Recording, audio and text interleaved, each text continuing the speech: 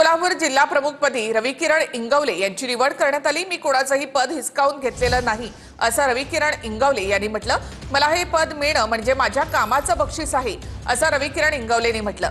हर्षल सुर्वेंच्या आरोपांवर रविकिरण इंगवले यांनी ही प्रतिक्रिया दिली। मला सर्वांना सोबत घेऊन जायचं आहे असं रविकिरण इंगवले यांनी म्हटलंय। 20 वर्ष मी नगरसेवक होतो, स्थायी समिती सभापती, उपमहापौर म्हणून मी काम पाहिलं।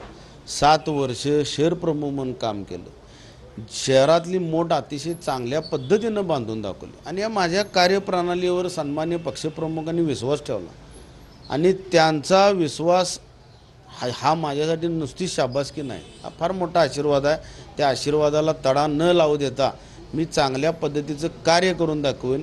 ज्यांना काय बोलायचं ते त्यांचा विषय, कारण ही नेमणूक मी नाही केलेली, मी कोणाचं पद हिसकावून घेतलेलं नाही, काढून घेतलेलं नाही।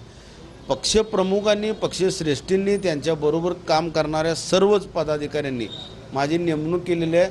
त्यामुळे मी स्वतःला धन्य समजतो की त्यांनी माझ्यावर विश्वास